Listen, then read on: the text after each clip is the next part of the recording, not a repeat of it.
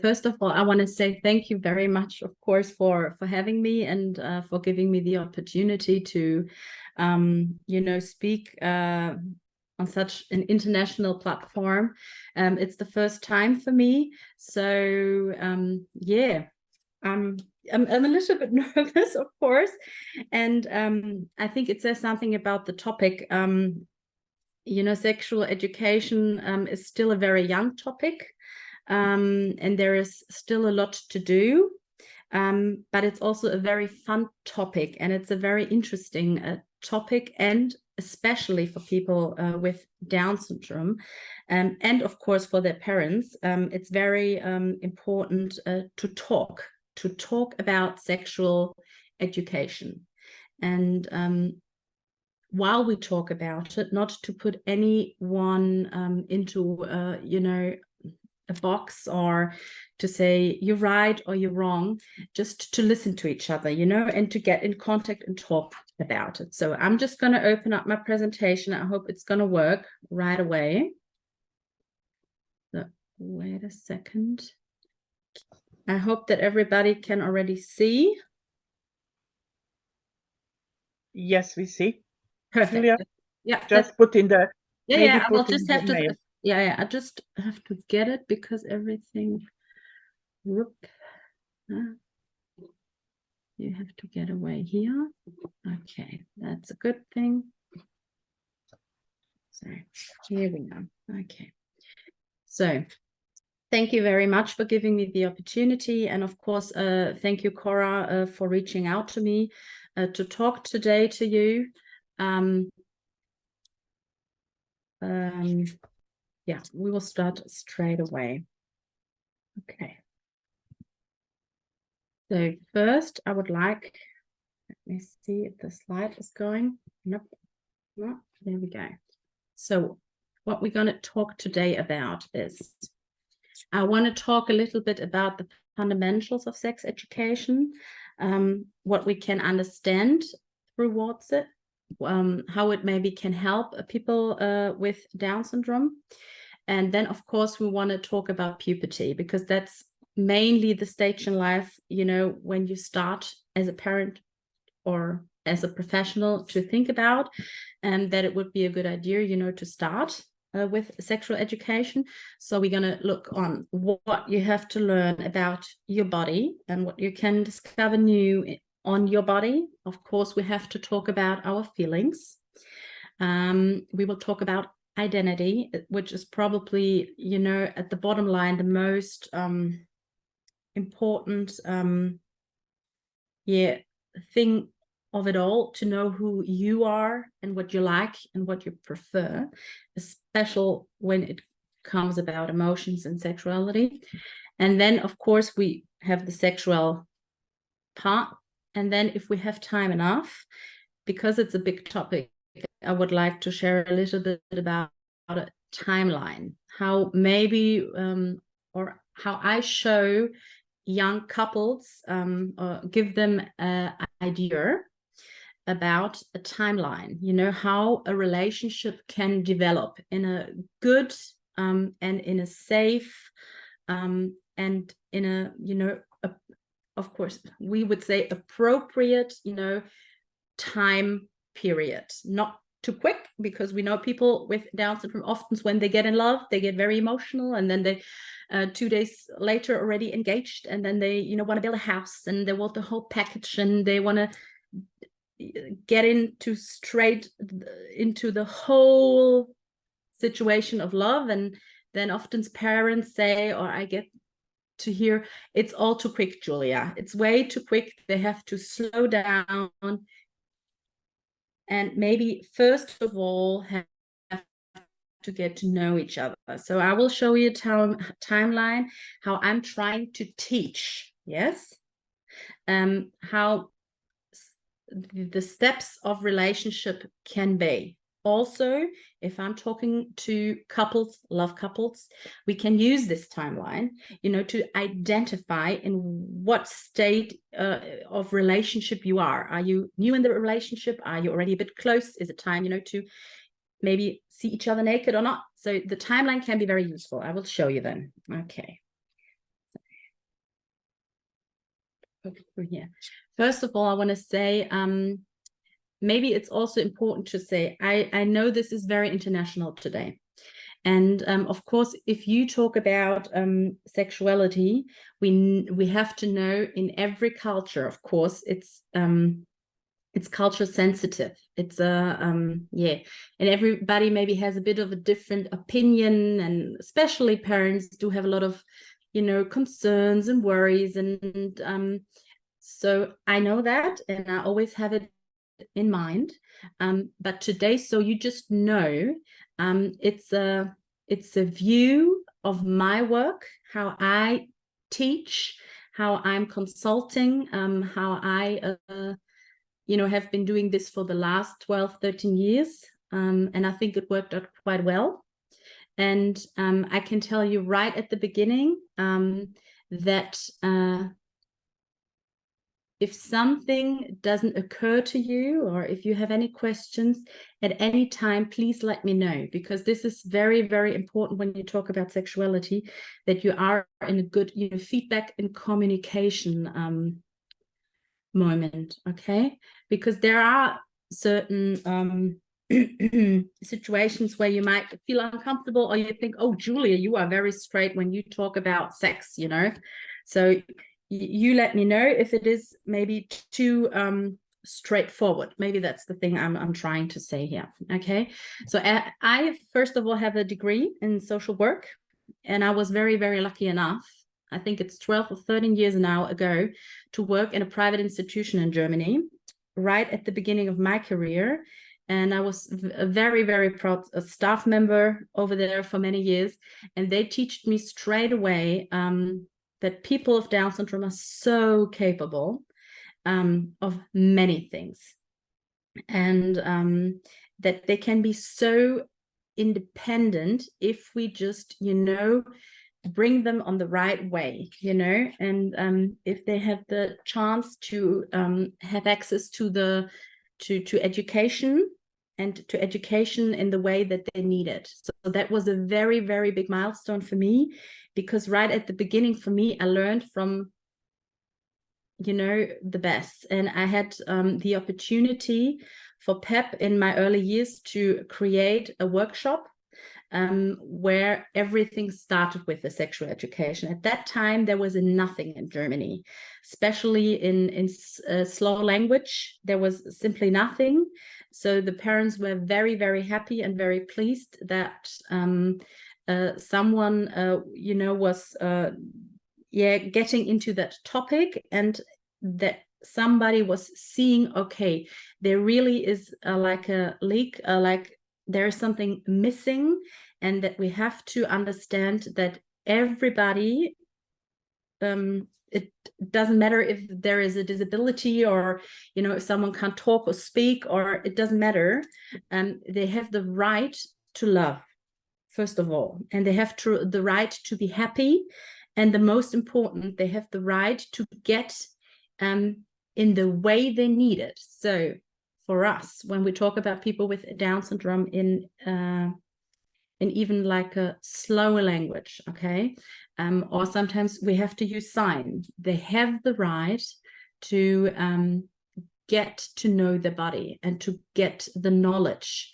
and to get access to it, okay? Because that's one of the main problems, that people with Down syndrome have less, sometimes none. In Germany, it's getting so much better in the last couple of years, but of course, still we have to improve, but we're slowly getting there. But there are some countries, they still have less, or just a poor, a chance to get any information about their bodies, about sexuality, about, how your body is changing, how you can fall in love, how can a romantic relationship develop, how do I have to behave if I am in a relationship.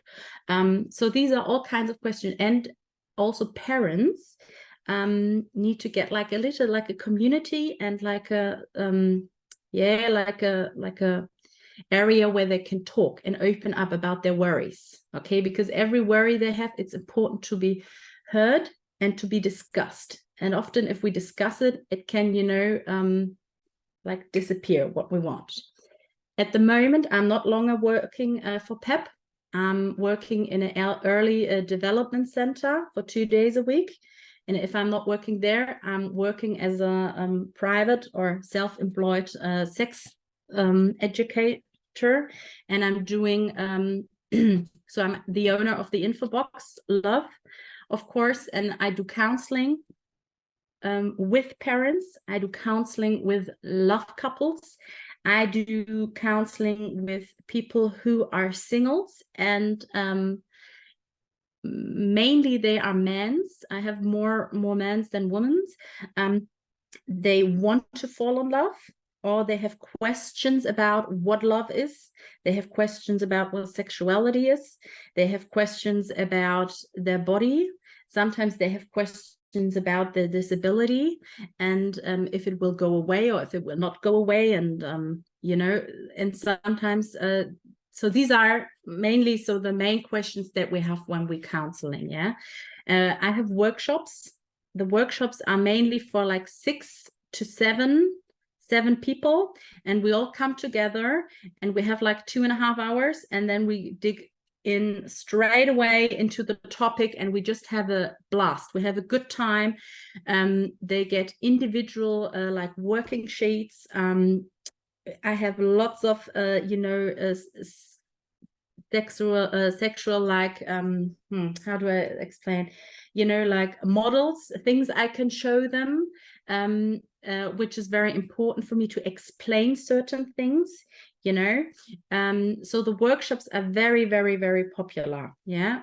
At the moment I don't do it that often, but I write when I find the time, like a column about what I experience, and we do expert talks. So that's the main thing that I'm doing at the moment. And I'm in training for like a systematic counseling, which also helps me a lot when I talk to parents. So that's a good foundation I have. I want to give you, because we do not have so much time today, a little glimpse of how I would work. Okay. So most of all, you will see today a lot of pictures, because my work is a very visualized, okay, to get the message straight, because I don't have so many options to educate. I only have, my person, and I have my voice, and of course I have pictures, and sometimes I use science. And the images. So the images are very, very important, and I can give the images, I can print them out. I think it's very important to have them in color. And I also like, if I have images, they are not too childish. And this is very, very hard to get. Like a good image, maybe you see down there from a penis, where you just see, okay, we're talking about a penis. We don't talk about anything else. So this is the penis. It belongs to a man. When you are in puberty, it's starting to grow. You're getting, around your testicles, you will get the hair. It might stitch a little bit. It might feel uncomfortable. Maybe you very much proud of it. It can all be. So, but it needs very, very clear pictures, so they remember what we are talking about. So we have words. If I want to talk about the penis, I talk about the penis. I'm not saying any other, words around it. I use the word for what I want to educate. I'm using very clear images. So I'm at the moment looking for an illustrator. It's very, very difficult and very expensive here to find somebody. But I really am in this stage at the moment where I have to get everything I have to get my own illustrator who's going.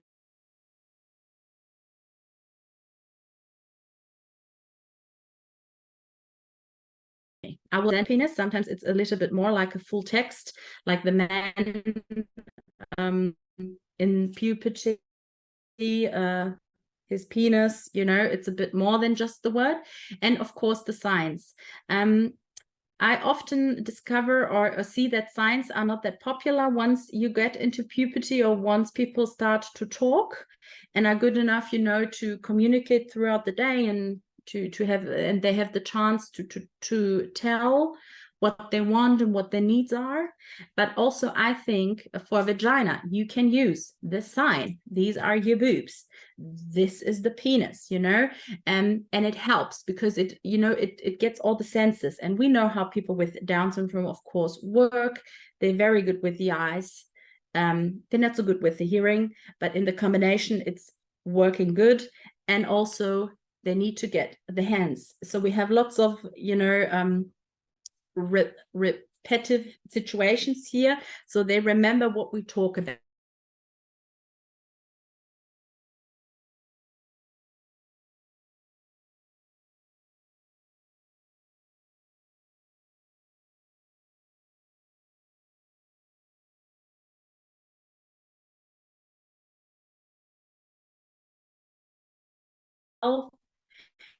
They are at the very, very beginning. They have little knowledge about the body and things, and often with 12 they have not a very clear vision what sexuality is. They might have heard it, and they're very clever, they're very smart, and they know if they have heard words like I want to fuck you, or I want to kiss you hard, all the words around sexuality, like the strong words. They don't like, they often use the words and reply the words, and sometimes like people around him can get a little bit like, why is he saying that? Like, where does that come from? Does he even know what he's saying? And most of the times when I ask, so what do you mean with I fuck you hard? They don't know it. They have no idea what sexuality could look like. Okay, but they know the word, but they don't know the meaning of it.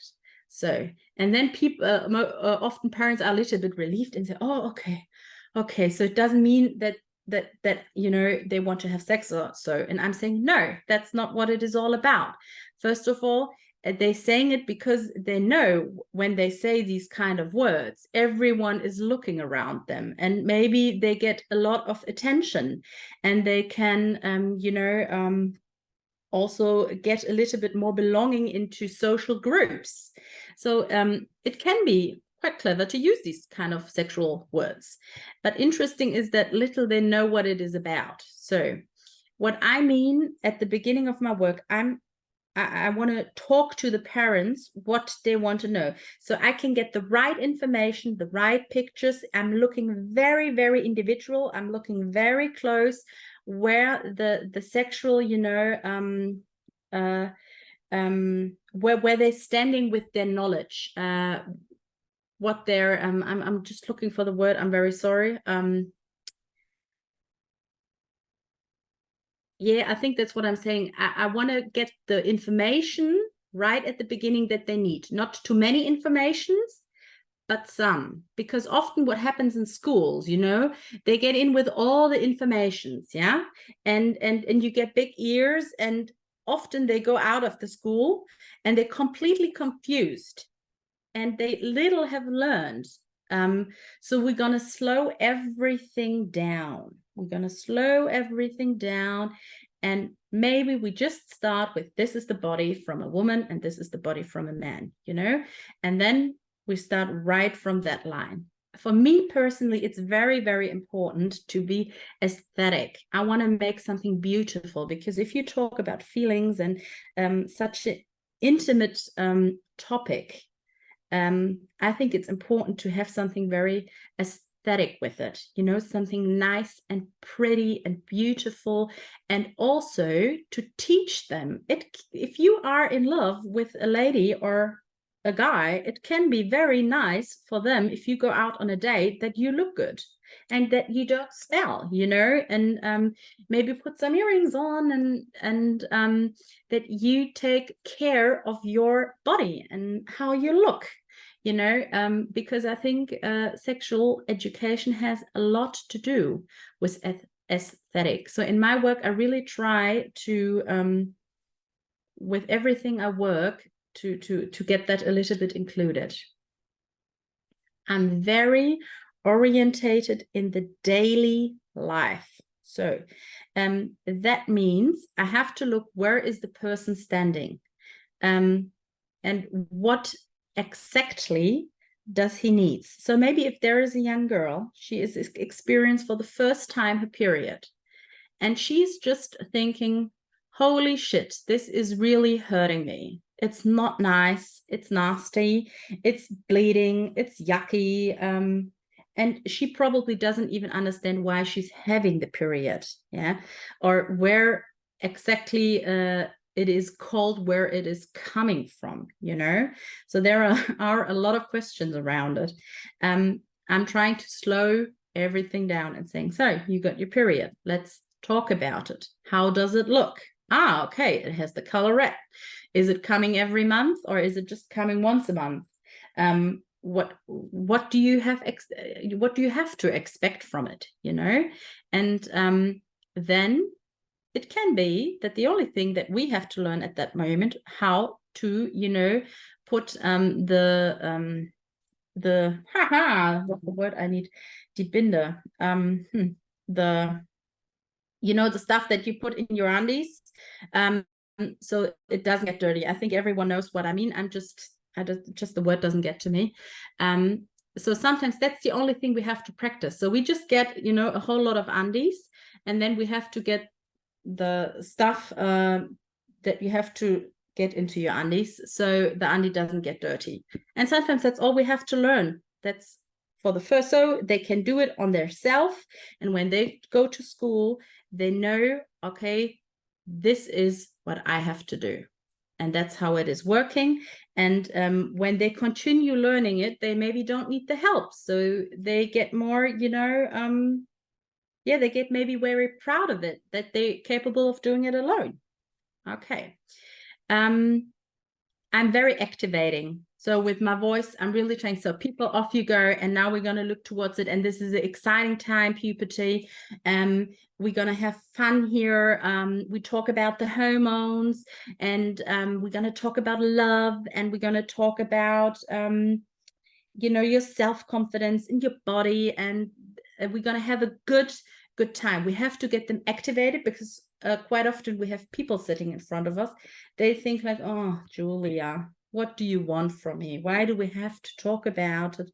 I don't even know if I'm interested in it, but my, you know, mom said I'm coming to your workshop. So if I'm making, you know, like a nice atmosphere, and it looks a little bit aesthetic, you can get the people straight away, and you get them activated, and you can get the interest. And you have to get the interest from the young people to you know, want to learn something, because it has to do a lot with working. I'm very repetitive, so we have to, sometimes I have young people who come to my workshops for years and years and years, and at the beginning they're like, oh, I don't know what it has to do with me, puberty.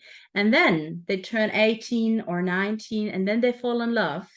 And then, oh yeah, the hormones are all over the place, and there are butterflies in the stomach.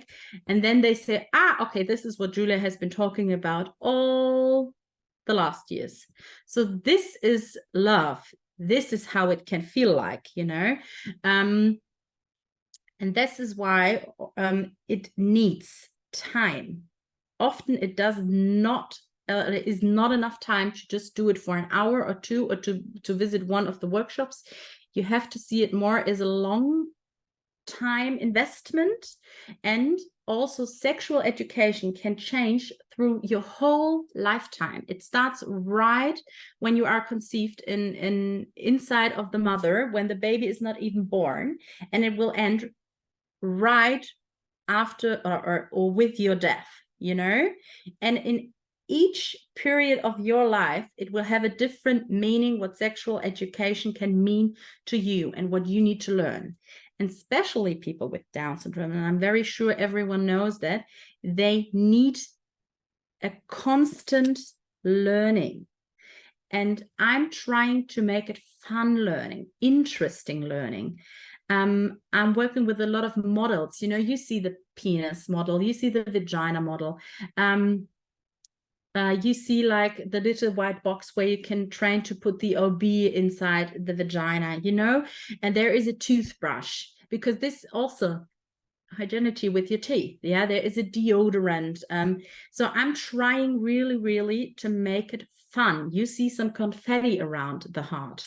This is also we having fun, because we're throwing around with confetti to say, hey, cool, we are puberties, we are going to get adults.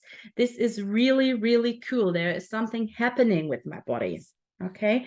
And I'm also, maybe this is also important to be trying, I'm really trying to be very transparent with the parents. This is something I only can say how it is working in Germany. I can't speak for other countries, but here in Germany, sex educator, they trying to make it very exclusive. Like they not so they don't want to give too many informations to the parents, because they want when they have like a workshop, or when they do some counseling and the parents are not with the child, they have to get independent, so they make their own decisions. They have to experience their own emotions. Sometimes they can be good emotions, sometimes it can hurt a little bit, if you all know how it is when your heart gets broken, or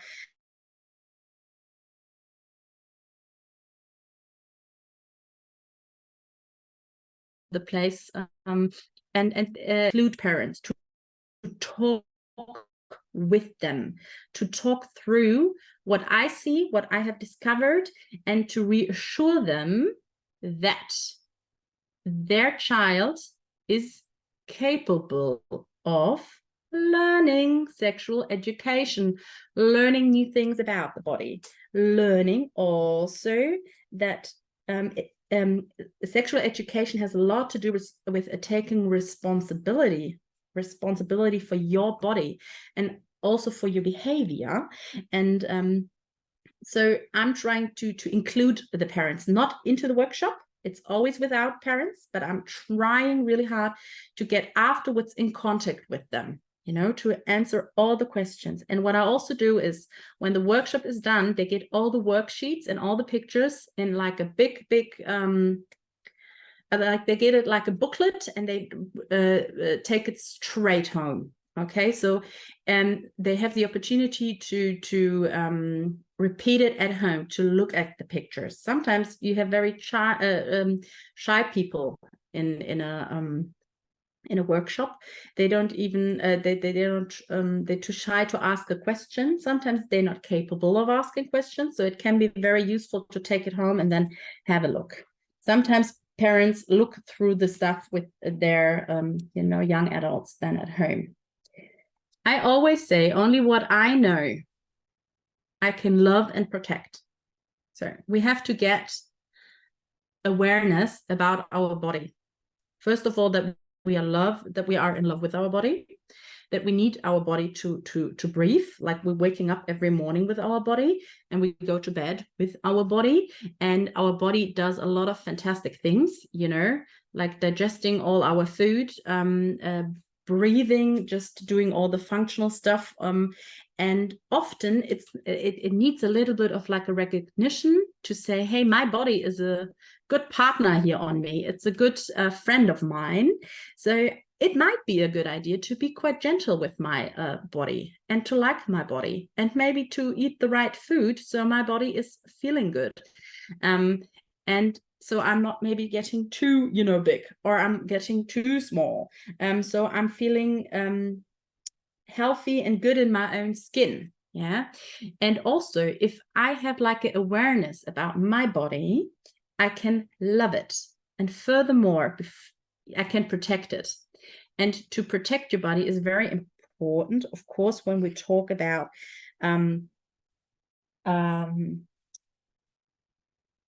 situations, and they can occur. They occur to us all, where you don't feel right, or where someone maybe wants to touch you in a place or at some part of your body where clearly he has no right of touching you there. So I'm hoping, when I'm teaching very, very early to love your body, to get acceptance about your body, that in such situations you are capable of at least saying no or saying stop, or that you maybe remember, there was something Julia said.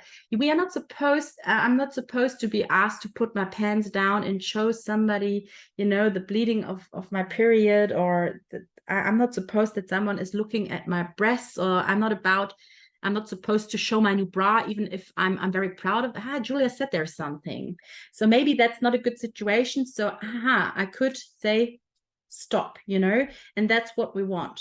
We want people to start to reflect, and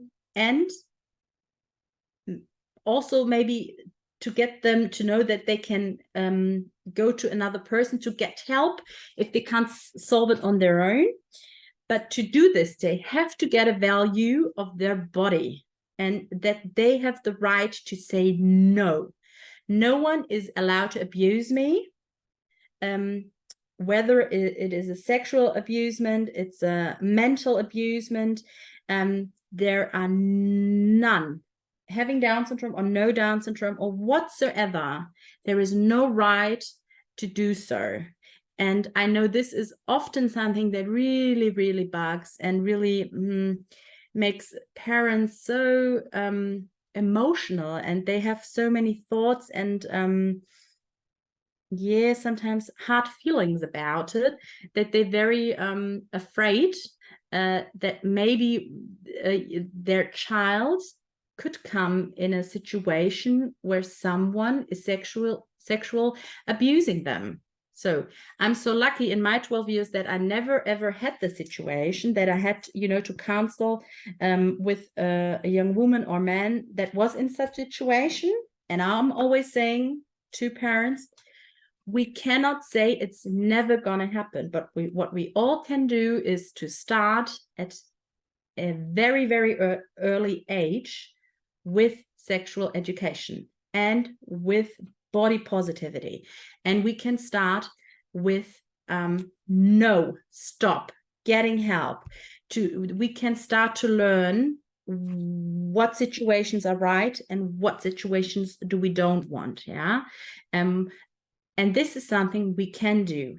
And the earlier we start with the education about it, most likely it will turn out very well, that we have very competent, reflective young adults that can experience a very protected self-love. I have to look for 1 second on okay. I thought time is running here. Okay. I said a little bit about it, so that's why I'm not going deeper into it, that sexual education is always a reflection on society, always, okay?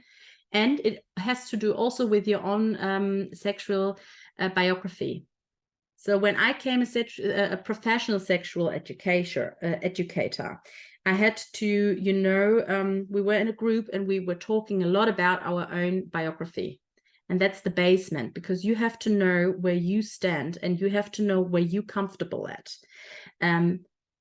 Because I know that education, sexual education can be sometimes very, because we have to be so straightforward with the pictures and the words, it can sometimes shame you a little bit as parents, because you would not experience this type of education with like your regular child. And that's why it is so important that I tell the parents, if you don't feel comfortable, if you feel ashamed, if something isn't not feeling right, it's okay. You take your minute, you take, first of all, a breath, and then it is okay. You have to get acceptance for it, that you don't, this is a feeling and it has the right to be there, and maybe you can find a professional who can then teach certain things to your young adult if you don't feel comfortable with it. But it is important that you know the way you the feelings or the the way you think about sex and sexual education and emotion and all the stuff that has to do with it sits down in your biography. So that's probably the thing I want to say. So we're going to skip that because I know we're running really out of time. I want to get straight into puberty. So here, these are one of the pictures that actually did my illustrator for me. So this is the party where everything starts, you know, when we have a workshop, or if I have one client and and they're sitting in front of me, and we're going to start about the hormones, which are quite hard to, because it's very abstract to explain what a hormone is, yeah. And that's why I always use confetti. I have like little baggages with confetti in, and this is working very, very good. And then we pop it all out and we start the party. And then we discuss the hormones are everywhere around you. They're not just in your breast. They're not just in the vagina. No, they are in your heads, in your fingers, in your toes. And you can't do anything against them. It's fun. They are your friends. Sometimes they make silly feelings. Sometimes they make bad feelings. Sometimes they make good feelings. But to sum it all up, it's puberty. So welcome to the party. Yeah. And they won't go away, the hormones. Of course, at one certain point, they will get a little bit, you know, and everything, you know, will get organized physiologically with the development. But at the beginning, the hormones are high. And there is no difference. There is no difference to other young adults who experience puberty. So that's exactly the same thing. Once neurologically, you know, the hormones are coming in, your body is going to change. It's going to happen if you like it or if not. So I'm trying to make it very, very fun. And sometimes they get little boxes when they go from my workshops, and there inside the boxes, there are a little bit confetti, so they can shake around with it and then maybe go outside. And that was Julia's party of puberty then. I'm going to skip a couple of slides. So I said it. Is there something different? That's often a question that I get asked. And I said, like the these are words, okay. The biologically hormonal development is completely normal. So there is no, you know, difference to other, as I said, young adults. What is different is, of course, the social emotional development, yeah, the physical development. It is slower, and this is where the discrepancy is starting. So that's why we often have like a 12, 13, 14-year-old male with fully developed testicles, yeah, and on the other side, he still likes to do childish things, you know? And this is sometimes where people get so a little bit, that doesn't really, you know, fit together. And once they are fully, you know, developed with their body, and on the other side, maybe they, you know, often they go home and have their self speeches. I know lots of parents always say they like to hear their music, to sing loud. They like to hear the children music. So there is the thing where it is getting a little bit interesting, and where sexual education is right at the beginning to start to explain to our people with Down syndrome what is happening with the body, because the body is you know, developing and doing a fantastic job. But to understand what is happening with the body, and to understand what comes with it to getting an adult, and to understand, you know, how to maybe get into a belonging of a social group of young people and how to behave there, to learn to get more independent. These are the things, they take time, they take practice, they need sex education that is right at their individual cognitive point where they are standing at that age, and it can be so very different. Sometimes 11 and 12s are a 11-year-old one and a 12-year-old old one can have completely different questions than a 15-year-old one. That's why in my work I often have very, very small groups where maybe like they're max 2 years apart, sometimes 3, it depends, because in 3 years so much can happen. Okay, so the main fields of learning are body, emotions, identity, and sexuality. So if we talk about body, I like to start with a picture, from woman body, like the different types of bodies from women, okay?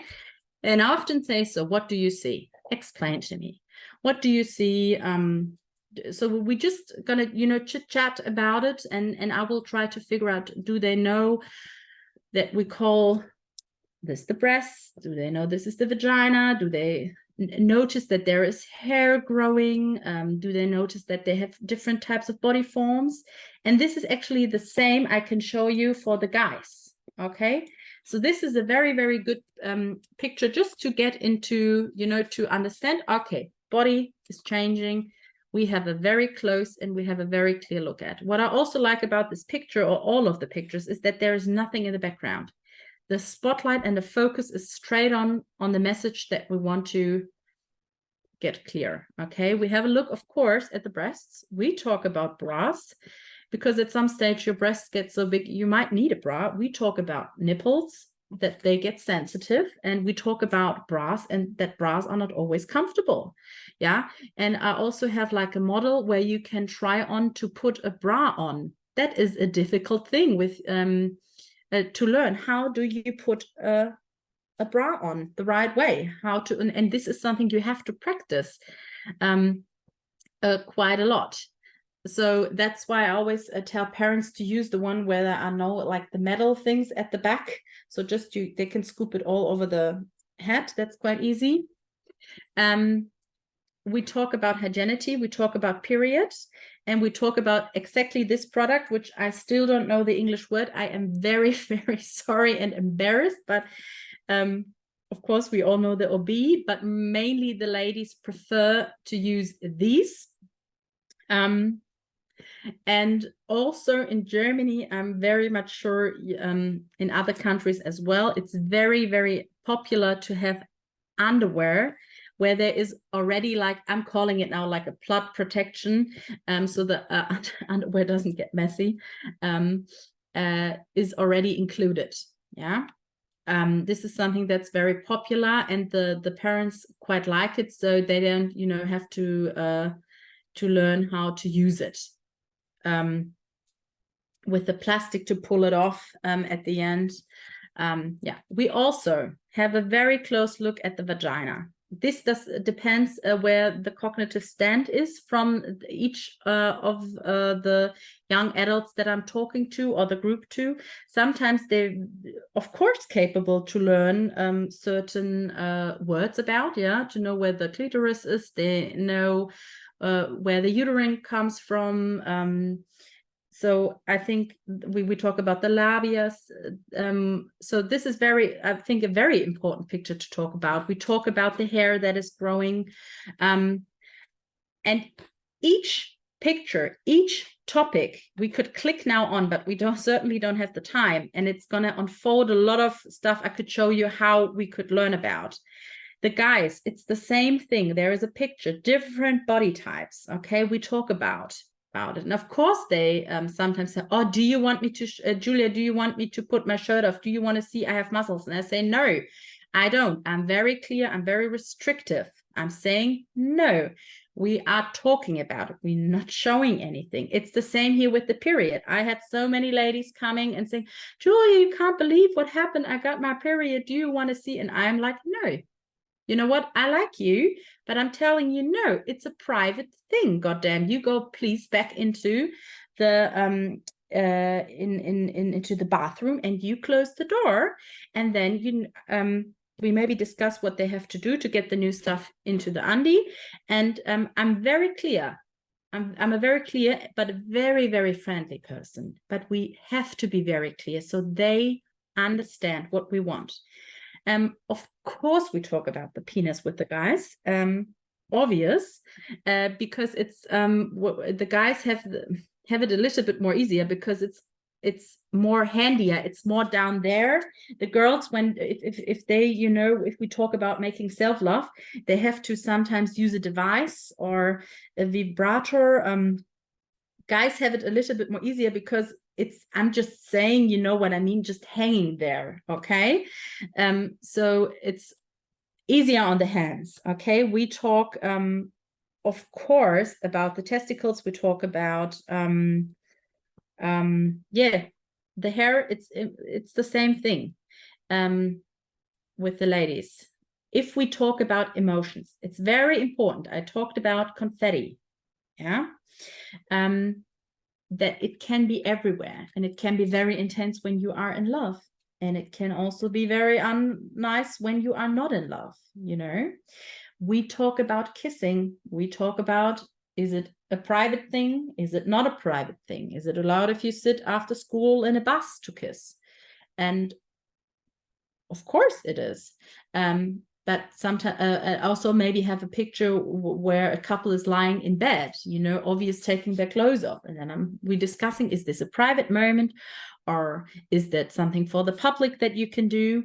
And then I'm saying, no, this is a private moment. But this is something they have to learn, you know, they have to make categories. Private moment, no private moment, it's for public, you know. I often also have boxes with certain pictures where we put it in and it says stop, no, to remember there are certain things, they are private, please. Yes, your breasts, if you're showering, it is private. You close the door and you do your best. Sometimes of course you need help, but you try the best you can to make it happen on their own. This is also hygienity and also to do things in bathroom on your own. And it starts, you know, with toilet training, wiping off your butt. This is a huge topic. We could talk for hours about it because this is one of the biggest things where parents say, Jesus, Julia, I know you're right. I should go out of the bathroom, but what am I supposed to do? She is using like a whole bottle of shampoo. The shampoo is freaking everywhere. Or if I leave her alone in the bathtub, she will like freeze because she only likes cold water and she has no temperature control. Or to, you know, get the vacuum and to get to get your hair, the hair dryer on. You know, these are all things they have to learn, and they can learn it best, some things, before they get into puberty, you know. And these boxes are very, very helpful, and they can be very individual on the needs that every single person has. Yeah. Or even here, this is a couple who is, you know, making a lovely massage to each other. And of course, it has nothing to do. It is a private moment, please. Yeah. Certainly when you have no clothes on. And these, looking at these pictures and talking about these pictures is so important, because if I say, oh, do you know what a relationship is? A love relationship? They're like, yeah, I know. Love, like my parents. Yeah. And sometimes they kiss and then already it stops. They don't have like a clear vision what it could look like to be in a relationship. So I really like to talk about this. Let me just click. I will show if I have one thing here to show you some. No, I haven't got it here. Sorry, because I wanted to. It's all good. Okay. here, this is basic stuff, talking about emotions. Sometimes it's very difficult to explain how I feel. So I always have cards with me where someone is happy, someone who, you know, is a little bit nervous like me today at the beginning, because today is a very special moment for me to talk to you. Sometimes people are shy. Sometimes they are a little bit afraid. And this here is learning from early stage, 3, 4, 5. I know parents always want to get like numbers when they have to start to practice. And I say, like in the practice I used to work, we did this around every week when we saw the group. We asked them, how are you feeling today? Show me the card. And when they don't need the cards anymore, when they know they're happy or sad or whatever, you put the cards away. And then they can, you know, do free talking. But before they can do free talking, they might need the cards. So this is why I'm giving them. And sometimes I have people, this is the main thing that I'm learning with them about emotions. How do I feel? And why do I feel maybe a little bit, you know, nervous today? Have you got any idea? Maybe let's think about it. And this is something that takes a long time to understand. And I'm always saying to parents, please do it at home, because it has to do something with here. The next picture is like, I know it's written in German, I will translate it for you. It has to do something with small talk. Like, what music do you like to hear? How old are you? What is your work? How are you today? What are your hobbies? What's your name? You know, like basic, simple questions. And this is not quite easy on people with Down syndrome to get like a chitty chatty talking situation. And because it is not so easy to get into the chitty chatty talking bit, they get like all mwah. And they go very straight into, oh, I'm touching you, or I'm ripping off my shirt, or I'm showing you something, or I'm being a little bit over emotional, you know, because it's always easier to do that than to use your voice or to reflect on your feelings. And I then say, it's not in such situations when emotions are so high, it's not that they're over sexualized. No. It has nothing to do with it. It is that their emotions are higher and they are more likely to react emotionally and maybe act before they think about what they're doing. Yeah. And then it is to stay calm and to say, so stop. Let's look at that situation. Yeah. So these are just a couple of ideas about emotions. Of course, we have to talk, when we talk about emotions, about self-love. Yeah. It's a very, very big topic. And this is probably for the parents the most, not scary is the wrong word, but it's a sensitive topic, let's say. Yeah. And I know these pictures are very clear and very straight, and some may say, oh, Julia, I don't know if this is maybe too directly in the face, like, can my child take this kind of pictures?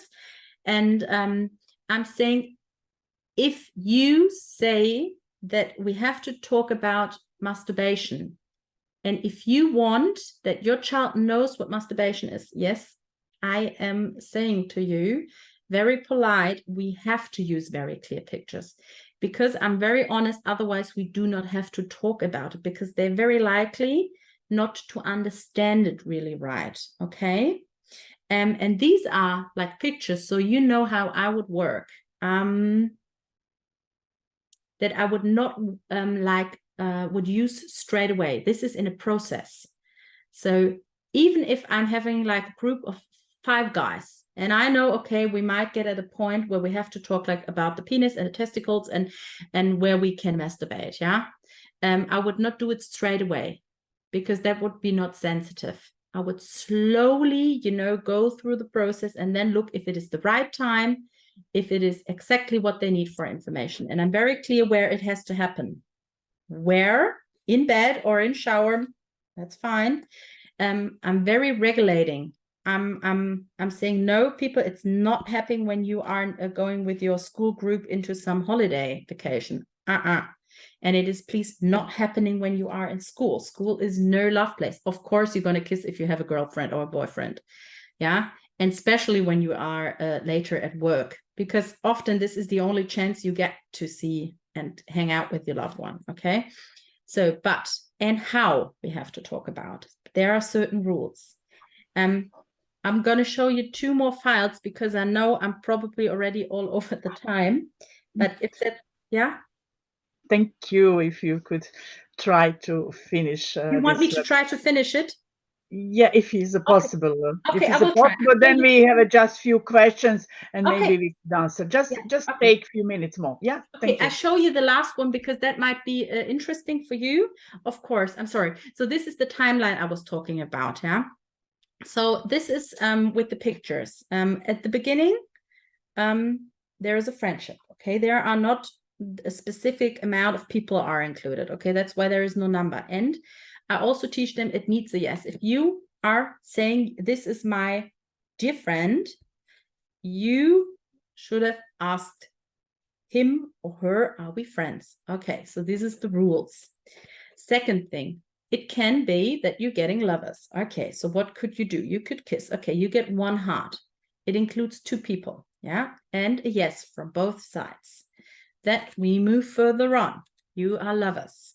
Yeah, it could include cuddling and petting, and of course you get 2 more hearts. Yeah, and at this stage we already have to talk about contraception. Okay, and we have to talk about privacy, because this lovers to lovers, you know, with cuddling and petting is here a big difference. And we talk about they have clothes on, they don't have clothes on. This is a public thing. If you want to, this is a whole private thing. So, and I'm trying to make it clear that there is a lot of time between these steps. And the last step, at some point, you can have sex. Okay. And that, but you need 4 hearts. You know, it's a big thing. And there are also rules. 2 people included. We have to get a yes. We have to talk about contraceptions, that the man is taking the condom and the lady has to do like a hormonal contraception. And we have to talk again about privacy. Yeah. And this is so much for the timeline. So I'm going to just end now so we have enough time for questions. Thank you very, very much for listening. Time flew by. Are there any questions? Julia, thanks a lot. There are a few questions, and during your presentation, we had several questions that we tried to answer. Okay, in the beginning, there were questions mostly about translation, but later on, we had several questions about the books. Do we have any books in this topic? And we know there are some books. It's one in Italian, what our association APD prepared, Anna Contardi and her team. We know for that book, and that book is translated into the Spanish, into the Russian as well. And also we know for one book from the Woodbine House, even Woodbine House doesn't exist no more. It's about body, about body boundaries and the sexuality topics in Down syndrome. We know for that 2 books. Maybe you know some more in German books about this topic, what you talk. That's one type of the question, what we try to answer and help to the people. But maybe you could add that there are anything in German, maybe, for the people who are listening today. Are there any books about this topic? So for my part, I know there are books. Of course, mainly I have a lot of books lying here, but they're all in German. What I could recommend is one website. It's called Zanzu. Mostly all of the pictures that you saw in the presentation today are from that website. Yeah. I don't know, or I cannot recommend one specific book that is, you know, breaking it clearly and good down what sexual education is for people with Down syndrome. There is none yet that I really would recommend, because I would say it's a good book. can be that Cora maybe says something different, that she knows maybe a book that she says it's good enough to recommend it. I am at the moment, because I told you that I'm having now an illustrator, I am starting to, or I'm already started, so with the process to create a book with pictures, to break everything down. And my goal is it to have it without any words. So it is like without any barriers, you know, so everyone can have access to it. If you want me to, I can send you per mail a list with all the books I know and recommend, but they're certainly not for people with Down syndrome so much. Yeah, for us it's important that it's for the person with Down syndrome. Yeah, and no, the book, sorry. yeah, okay, thanks. But like I said, we know from Italian there's a very good book and translated also. I forget to say it's on in Spanish. That means all our parents and experts who are listening us, they could go and contact and look for Italian this version, or Spanish or Russian version, and also we have an English, like I said, from the Woodman House. Yeah. But we have another questions. One on the beginning of your presentation, it was one question from somebody would like to say something else? Just Julia. Okay, it's one question. It's Italian. What is the love? But I think that you, during the presentation, you more or less answered that about love. You explained a little bit more than even this question came on the beginning. Yeah. So can you, so I'm just getting the question. What is the love? What is the love? What is the love? What is love? And this is what is love? Yes, it's a question. Yeah, it's a good question. And I think for everybody who is listening today, you know, love is something completely different. For some people, love is kissing. For some people, love is family. For some people, love is food. For some people, love is sexuality. And this shows, right, how you know, how not only how sensitive and how big this topic is, and how much we need to talk about it, because there is not one explanation for love. Sure, we could say it's a feeling, it's an emotion, it's something, you know, that happens in your body. Love also can occur quite naturally. You don't have to do maybe something for it, but there would be thousand, you know, answers to it, what love is. And every culture explains it different, you know, what love means.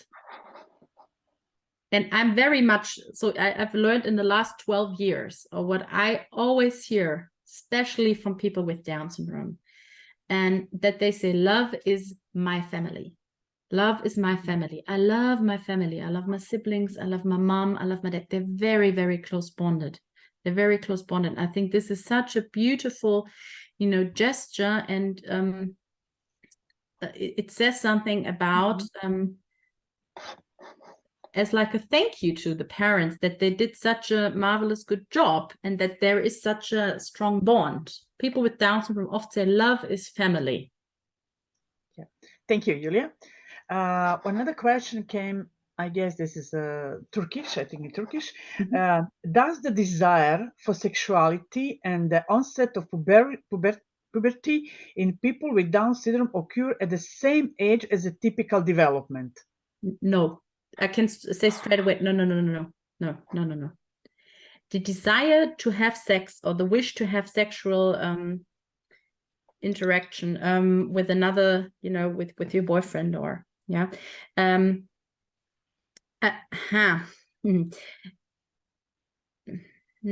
it happens, I guess it happens later. It really does, because at the beginning of puberty, you are so mainly on with your body, and how your body is changing, and all the different things that, you know, your surrounding and everyone wants from you. And then you have to learn how to behave maybe in certain situations different. That the desire of sexuality comes later on. And I really truly think that people with Down syndrome have a different feeling and idea about sexuality. And I really think it's not that important, maybe, than it is for us. It is important, of course, but I think for them, it's way more important to have privacy, to look in the eyes, you know, to hold hands each other, to maybe have the chance to explore some private time with my boy or girlfriend, you know, go to the movies, eat an ice cream, the basic things. Yeah.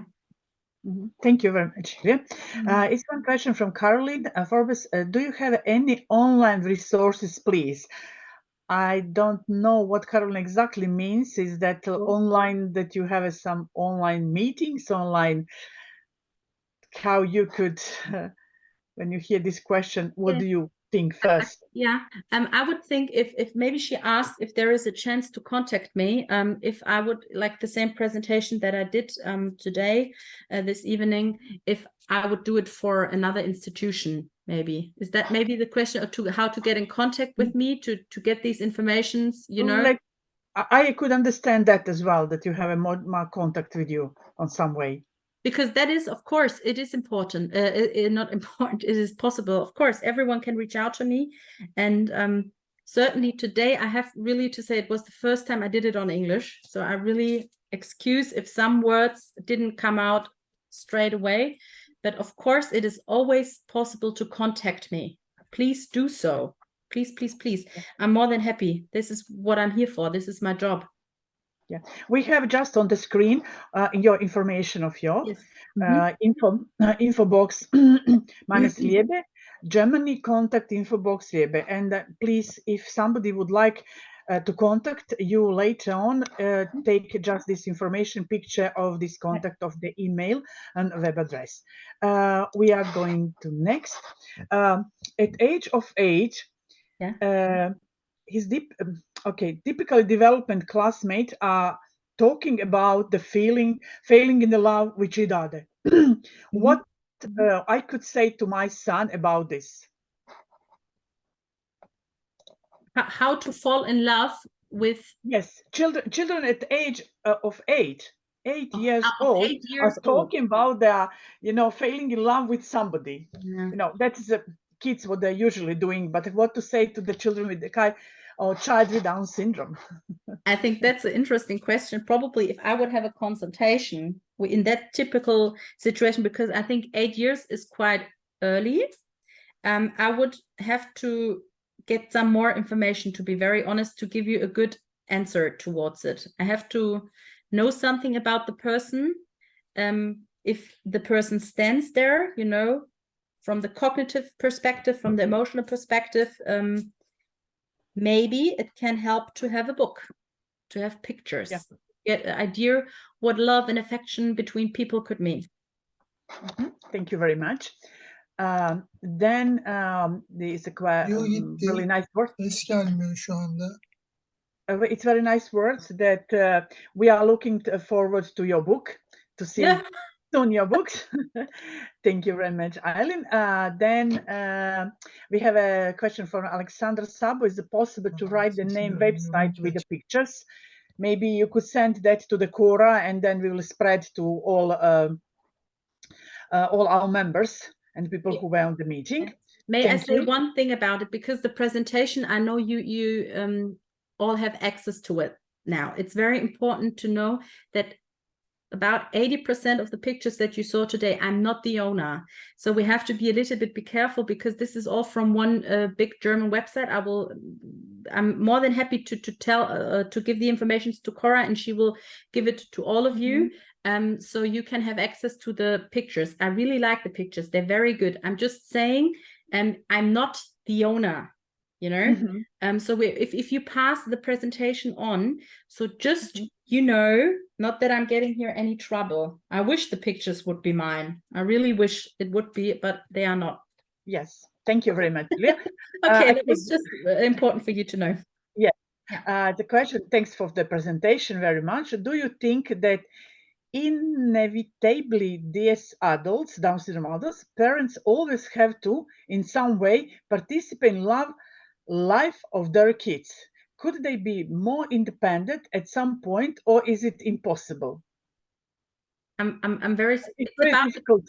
it has to do with something about it independent, I guess. But can you just try it again? I didn't get it. Sorry. Yeah, Sorry, but sorry. you open this one question and answers. Just Q&A this on the bottom. Yeah, oh, the last one.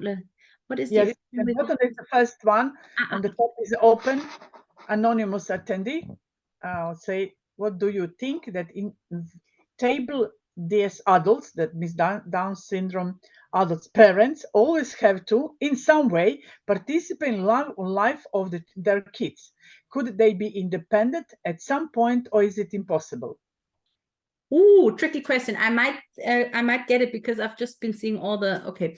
So the goal, I think the golden goal, which everyone probably is aiming for, is the highest level of independency we can get, you know, in not only when it comes to sexual education, to all topics in life, you know, and it has to do something with about lifelong learning, of course.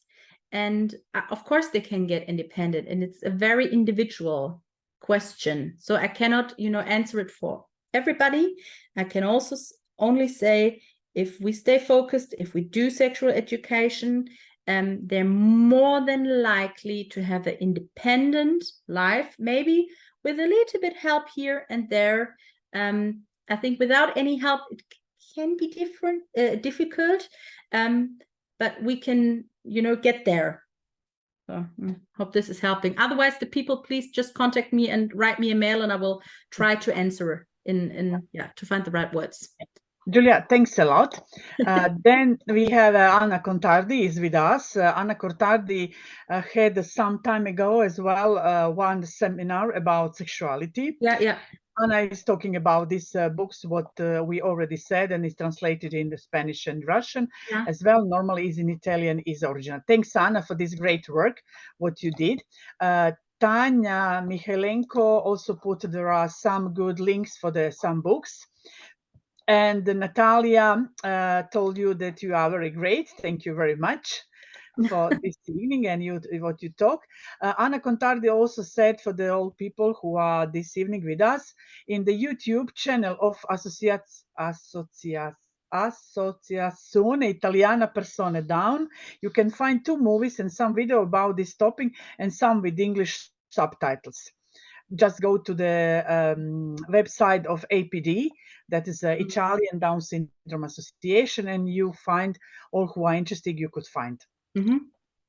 As well, there is another webinar. Yes, this webinar it's on our YouTube, and it could be find there. Then we have another question. Okay, Natalia said you are great. Yeah, there are many questions I see. Yeah, it's comments or questions. Yeah. What is the experience with Down syndrome person and porn? Yeah, I see this. That it is more and more common at a very early age of children with not Down syndrome. This pornography start to be very hard. Yeah, it is. It's especially because, you know, everybody has a mobile, and just in time in ages where you have WhatsApp and so, it's very easy to get access to this kind of stuff. We have quite a good book here in Germany about porn. It's written in slow language, but it is not translated in any other languages. That's the thing. But this is a very, very good book, actually. They talk about, you know, how you should behave in the internet, that you have to look like for the whole topic. It's a big topic. I don't know. I would probably say, if that person really is interested, maybe she wants to contact me, and I will give her all the information. Yes. Yeah, another question. Yes, Julia, another question is about masturbation. 13-year-old boy. Yeah, I see. Is masturbation right at that time? Yes, of course. Yeah, at this age. Yeah. Yes. Okay. I have another question. And this is a totally normal thing to masturbate at this age. This is the boys are a little bit earlier than the girls. Yeah, but this is completely normal. And talk with him where he can masturbate and where not. And I know it's a difficult topic to talk about. Maybe it can help to have some pictures. Yeah. Okay, thank you. Tyra asked us for your mail, and I would like just answer to Tyra that mail is on the screen at the moment. Yeah. This contact monkey info box minus liebe.de. Yeah, I can here make it a little. Yes. Yeah. Thanks. Okay. You all contact me, and once I will just get through every single. Yeah, you have a lot of. Okay. I think we will try it. We have a really lot of now. It's usually that thank you, but I would like just choose one more question. It's or comments. My son is 23 and has had a girlfriend for 6 years. How do I talk to him about what has or has not happening? Thanks so much in advance. Very good question. Also, to get really an answer that is helping that lady, Caroline, I would have to get some more information about how his is, how good can he talk, how good can he reflect, and maybe he needs you need pictures, you know, to you know, to get the information you want. Usually when I have this kind of situations, I invite them over and we have like a talk, and through that talk I'm just, you know, getting from question to know. It's hard to explain, you know, how to get to that information what happened.